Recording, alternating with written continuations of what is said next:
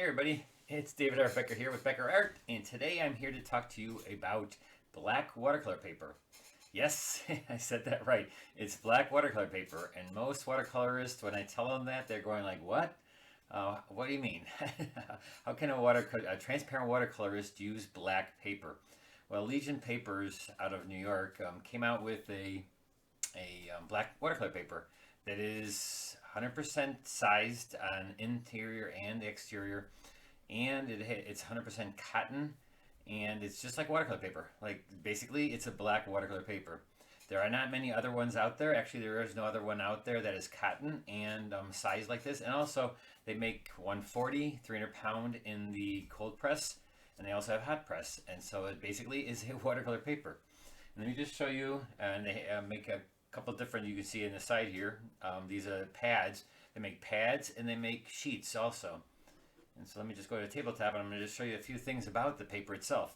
So like I said, it does come in hot press and 140, and they don't have the hot press yet in 300 pound, but the cold press they have in 300 pound, and they have again in sheets or in pads like this, pads of paper.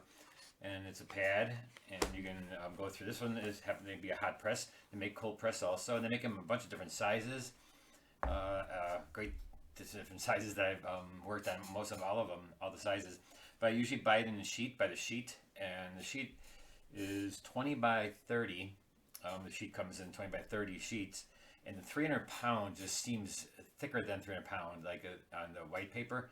It just seems really, really thick. And just to show you, here's a few things I had done on the black paper. This is, again, transparent watercolor I'm using on it. I have used acrylic on it, and I have used gouache on it, but these images I'm showing you are all done with watercolor. And you're saying to yourself, well, no, that's gouache, right? And this one you may have seen in the ad right now. It's running in an ad in Watercolor magazine. There's an ad for Legion, and I did this for that purpose. And so there's, and then also I did this one recently at the Raleigh Art, the Carolina, what are they called? Art in the Carolinas. And so I just did it as a demonstration to show how I'm doing it. Again, it is watercolor. I'm going to use watercolor right here. My watercolors, I use my Holbein watercolors, and I do use white. And that is the thing that you have to realize, is that I am using white because it is a black paper. And so again here, this one on the top here, I did use an acrylic. I just wanted to show you that also you can use acrylic. I use my acrylics and my watercolor kind of the same way. I start out with like a fluid acrylic and I go down to a heavy bodied. But with this, you could also start your watercolor as a watercolor and then also add gouache to it also. But again, my white is a watercolor that I'm using. You can use any other watercolor also. I mean, you can use gouache white. You can use any kind of white, acrylic white with it. Anything you do on paper, you can do on this black paper. And so the thing that I get from most people is, well, how does that work? I don't get it. It's like, because if you take a transparent watercolor and wet the paper, doesn't it just not show because it's black and it's transparent, so you're getting a lot of black through? Yes, it does do that. But you got to realize that when you're putting it on the paper, even when you're putting it on white, it's the amount of pigment that you put on that makes it more vibrant and stuff. So when you're using white, and I should probably have brought a piece of white paper to show you also, is that the more pigment that you use on it, the more it's going to cover up the black. But if you want to cover up the black completely, then you're going to have to use white, because we don't have white in most of the watercolors because they're transparent. So adding white to your watercolor will help you. Well, actually, you have to use it because you have no white, you have no light. So let me just show you really quickly when I'm using, like, let's say a transparent red. You know, here's a very transparent Scarlet Lake, very transparent. And maybe I'll wet the surface first like I normally do. You're going to see it's going to get a little darker, because once you wet anything, any paper, when you wet it white or dark, it's going to get darker because it's reflecting the darks in the room. It's like you're seeing the dark, and it's shiny. It's making it shiny, so you're seeing dark parts of the room. And so doesn't it look like it's blacker? Yes, it is. But once it dries, it'll be the same unless I put some medium in there. And that's the red. And so let's say I'm just going to put a little red in there, and it looks really bright when you first put it on, like right there, it looks really bright. Well, that's going to dry 20% lighter, because once the water is evaporated, then you're going to get whatever pigment you have left. And so if you want to make it really thick, you can do that. But you have to float your pigment, because that's what you do in watercolor. You float your pigment, and you let the pigment float into water. You're not putting it on like gouache or acrylic or oils where it's really thick and you're covering up the black. Here you still want to get the tones of watercolor and the ways that you're doing watercolor. Watercolor being done with like getting the soft edges and working wet into wet. And so as I go down here, if I want to just get a tint of red, just almost like a black red, then I will just use a little bit of the pigment. Again, see how you can just, this is nothing but red. This is not, I don't have any white in it. It's just Scarlet Lake, a transparent watercolor, and the thicker I put it in, but then again, I'm going to let you know right now that that looks really bright. That gets about 20% duller and 20% darker.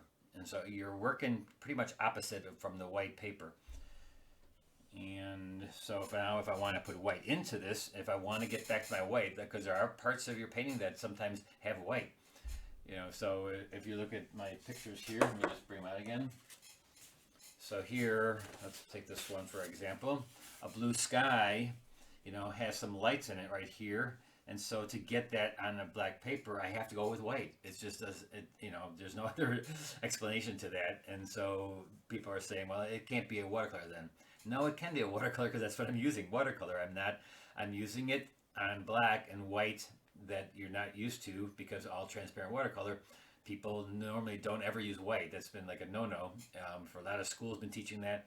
But I say, you have to use it here. You have to use white. And now I've been actually using my white on my white paper also, because sometimes it's fun to use the white and make the pigment, a light pigment, be able to control it into wet wash. But anyways, so here to get these lights, I have to use a brighter color. Sometimes I don't want a vibrant or a pastel-y color. So then I'll just use the vibrance of that color. But see already how much darker this is getting? Once it dries, it's going to get lighter and darker and darker. So let's say I want to put a white up there.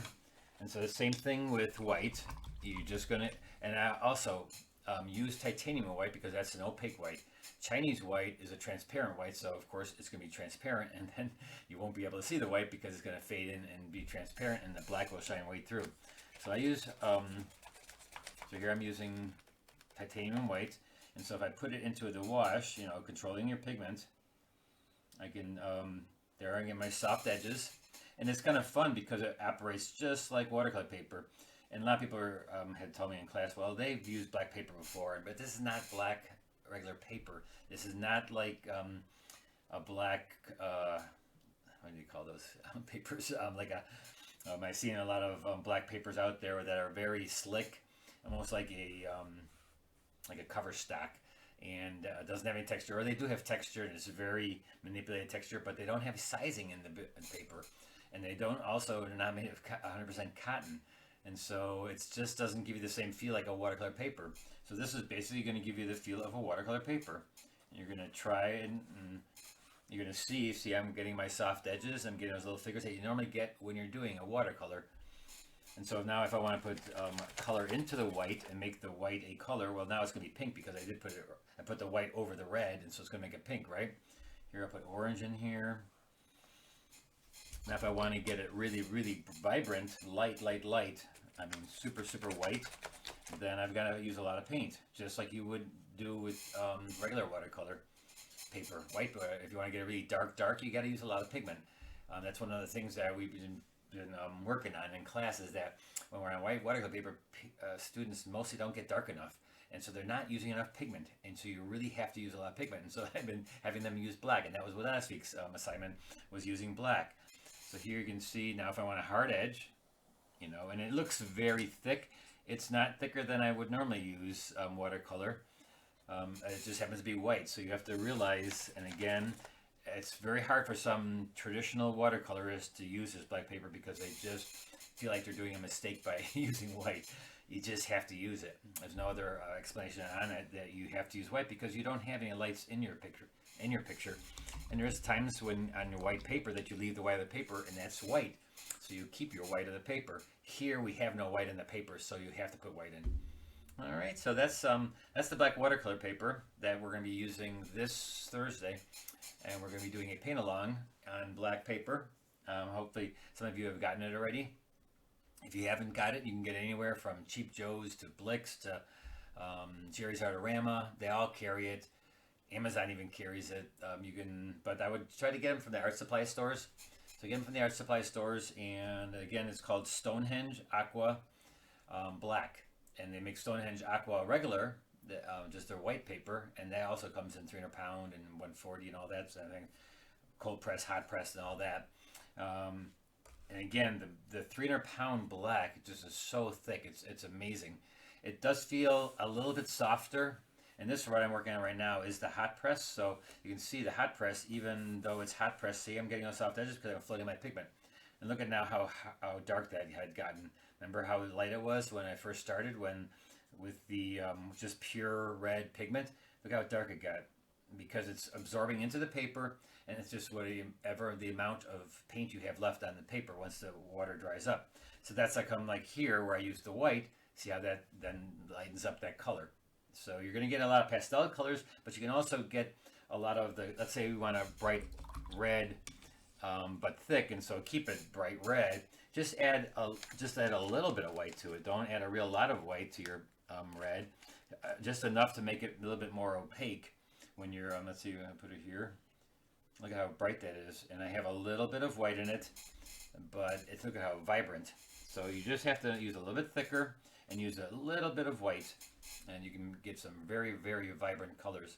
And again, it's amazing because everything I've done on black and all these, again, I'll show you what I had done on black, is people like my stuff on black 10 times better than they like my stuff on white. So I'm like, I'm not sure. And the funny thing is that everything I've done on black is sold. And so all the ones that I've done on white, I still have a lot of those.